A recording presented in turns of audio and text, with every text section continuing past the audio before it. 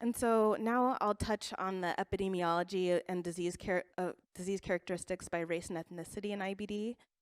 And I'll be honest, there's not really a lot because we've generally, as a medical society, we've clung to this notion that IBD is a disease of white patients. And I can remember, I don't think I'm that old, but I can remember in medical school, again, you're learning so much. And I remember learning about IBD and thinking, okay, white patients, Ashkenazi Jewish. So that's how I'm going to get the answer on the test. And yeah, I was totally surprised when a family member was diagnosed with IBD, or in my clinical training when I was in a more diverse area, but so many people of color with inflammatory bowel disease.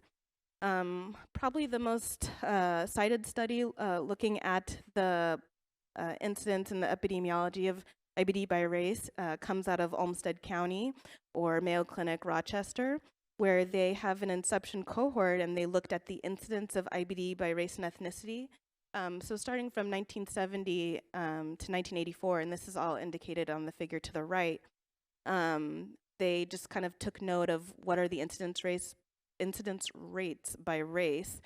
And you can see by this graph, it kind of slowly increased over time in all racial and ethnic groups. But what was surprising in this cohort was that the highest rate of rise was actually in non-white patients. And so our IBD patient population is diversifying, is broadening. And so we really, as providers, need to let go of this notion that IBD is a disease of only white people and really listen to patients and listen to their symptoms and keep this on our differential. I think that this is generally more important for people that are seeing patients in the primary care setting or maybe the emergency room setting, because I tell a lot of people this. I'll scope anybody who has symptoms of diarrhea or iron deficiency, but I think when I hear the stories of my patients who have had symptoms for years and were not heard, it just breaks my heart. And so it's really important to hear these patients. And so now we'll talk about the variations in IBD characteristics by ethnicity. And again, this data is sparse and it's inconsistent. There's been a handful of systematic reviews and meta-analysis trying to define these characteristics and phenotypic differences of Crohn's disease and UC by race. Really, and it's conflicting, and really it's because of the natures of some of these studies. A lot of these studies are retrospective or single center, and we know that the racial demographic is different across the United States and in Canada, and so it's really hard to understand what these disease characteristics are. And a lot of times, and a huge issue in research today in IBD is that the representation of diversity in clinical trials has generally been weak and has generally been skewed more towards predominance of white participants in clinical trials and in studies. But we do know that there are a lot of differences, and we'll talk about that on the next slide, where there's been a lot of breakthrough in looking at the phenotypes of IBD and the management across race and ethnicity. And so this is really an excellent systematic review and meta-analysis that tried to define the phenotypes of both Crohn's and UC. And this was a really large pooled cohort. And they found that Black and Asian patients had more predominance of perianal Crohn's disease. And in ulcerative colitis, there was a predominance of E1 or proctitis in white and Asian patients when compared to Black and Hispanic patients. And so what does that mean kind of when you're seeing these patients?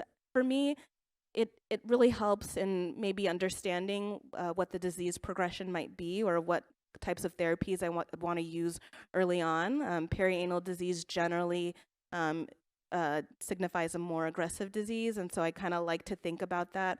But I think we're getting closer in trying to understand the phenotypic differences. A really interesting finding came when they looked at the rates of surgery based on Crohn's disease in UC. And in Crohn's disease, they found that there was a signal for higher rates of surgery in Black and Hispanic patients.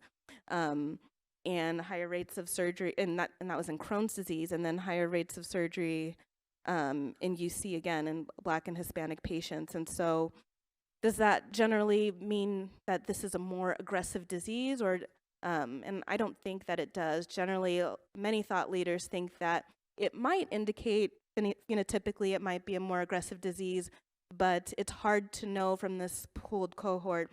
Are there social determinants that are actually driving this more aggressive disease at presentation? So are we seeing these patients later on in their disease course or after many failed therapies, and that's why they're needing surgery? And so it's really hard to know, but again, very interesting from this meta-analysis. And so with that, I'll give you this. Thank you. Just as I was thinking about what some of the stuff you were noting around presentation and also surgical rates, could it also be in some of the data I think that we're going to talk about now is there under treatment or is there a delay in diagnosis? There's a few of the on the medical side of things that also contribute to possibly prognosis, because I'm perianal disease, I could say that in the practice I've seen that more, but the rates of colectomy are I'm still trying to process that. I mean, when I was in LA, yes, I had a large Hispanic population, different than the Hispanic population I'm seeing in New York, which is Caribbean, Dominican, Puerto Rican, etc. But it was all typically more Mexican origin in LA. So there was even differences in where I'm seeing now the differences in presentation. So I'm not sure where the study was conducted. Where were they looking? Was it in a specific part of the country? No, it wasn't. And you bring up a really good point, two very good points actually. So they're not in this slide deck, but there are studies looking at treatment rates. So rates and biologic use, immunomodulator use based on race and ethnicity. And that came from the University of Miami group. And they also have a very different Hispanic population that's more Cuban. And they noted that Hispanic patients had lower rates of biologic use and immunomodulators. And so that's very contradictory to what we know, that there might be more aggressive disease. And we think that it's multifactorial. So access to some of these advanced therapies and really understanding of some of these advanced therapies. Some of the issues I have in some patient groups, patients are very hesitant to healthcare and really trust in their provider, and hesitant to start, biologic therapies, which on the commercials sound really scary with that very small print. So yeah, very good point. And then I really like that you brought up the difference in the Hispanic population based on where you are in the country. And so there's some data out of Cedars-Sinai actually really looking at the genetic makeup of different Hispanic groups. It's a very heterogeneous gene pool actually, and really lumping everyone into Hispanic is actually doing a disservice. It's a very, a huge admixture of genes from South America, some parts of Africa, and even some parts of Asia. So it's very interesting. I don't think we have those answers yet. Yeah. So because in the East Coast, I'd say Eastern European genes. I mean, I remember we looked at the genetic makeup.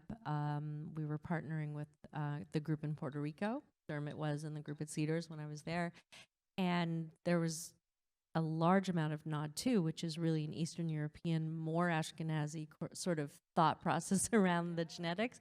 And so that was quite different than what we were doing in the other work, and Maria's doing as well in Miami around the different genetics of the maybe helping us understand the phenotype.